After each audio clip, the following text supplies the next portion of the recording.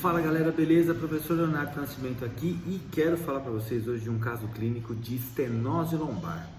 Eu não sei se vocês já atenderam um paciente com estenose lombar e como que vocês fizeram a prescrição de exercícios para esse paciente. Então vou mostrar para vocês primeiro o que aconteceu no diagnóstico desse paciente e olha que interessante. Esse paciente chegou para mim com uma queixa de dor lombar, com alguns exames e tal. E aí a gente vê o seguinte, quando a gente olha na ressonância magnética da coluna dele, ele tinha lá abaulamento discal em vários níveis, osteoartrose interapofisária, pequena protusão discal mediana em L5-S1, e aí a gente foi para os sintomas que ele tinha. E aí ele fechava um quadro de estenose. Por quê?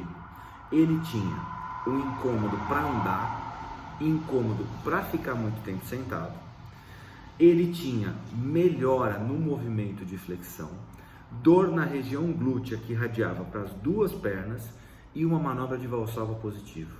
Então tudo isso indica para a gente que a estenose é o principal problema desse paciente. E aí o que acontece? Quando eu comecei a fazer o atendimento, eu fui verificar se ele tinha algum outro problema junto com essa estenose. Então, se ele tinha alguma alteração na coxa femoral, que pode ser um agravante, se ele tinha alguma alteração de sacro ilíaca, que também pode ser agravante, e não encontrei nenhuma alteração nessas regiões. Porém, ele tinha um problema na lombar. Então, ele tinha uma hipomobilidade na lombar, uma hiperatividade dos músculos paravertebrais lombares, um espasmo dos paravertebrais lombares, e ele tinha também o spring test na lombar positivo. Então, todo esse problema tinha também uma alteração nociceptiva na lombar. Então, esse paciente tinha um mecanismo de dor neuropático por causa da estenose, que fazia essa dor em choque, em queimação irradiando para as pernas, só que junto com isso, ele também tinha uma dor nociceptiva na lombar. Quando a gente tem esse quadro um pouco mais complexo, com dois mecanismos de dor no mesmo paciente, o que a gente deve fazer? A gente deve tratar os dois mecanismos ao mesmo tempo. Porque se eu trato um e não trato o outro, o paciente tem uma tendência a piorar do quadro. E aí o que eu fiz? Fiz o teste de Laseg e o teste de Laseg estava positivo. Então comecei trabalhando com um pouco de mobilização neural e o que a gente sabe? Os pacientes com estenose têm normalmente bons resultados quando a gente começa a fazer movimento com flexão de lombar ou com flexão de coxa femoral. Então eu comecei com esse paciente deitado, trabalhei alguns exercícios de flexão de coxa femoral. Isso aliviou bastante, porque é uma posição que normalmente alivia a tensão na região. Coloquei o paciente sentado e continuei com os exercícios de flexão.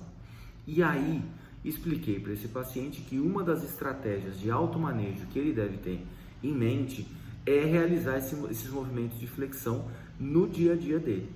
O paciente chegou para mim, isso foi todo na avaliação, chegou para mim no segundo atendimento hoje e ele falou assim: olha, a dor ficou mais concentrada na lombar, não irradiou tanto para a perna e eu estou me movimentando bem melhor.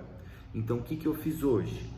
Trabalhei os ligamentos ilio-lombares, então dei uma mobilizada boa nos ligamentos ilio-lombares, que são estabilizadores da lombar ali. Trabalhei a parte miofascial dos paravertebrais lombares, também com técnicas de terapia manual, e evoluí para exercícios. Então a gente fez exercícios hoje em flexão e fez exercícios em rotação, que ele também conseguiu fazer bem. Ou seja, a prescrição de exercício para paciente com estenose lombar deve sempre começar pela flexão, tanto da coxa femoral quanto a flexão da lombar. E aí você deve evoluir para a rotação e, por último, eu vou tentar no próximo atendimento fazer exercícios em extensão, que são normalmente os que mais incomodam esse paciente. Beleza? Gostaram desse caso clínico? Valeu e até a próxima!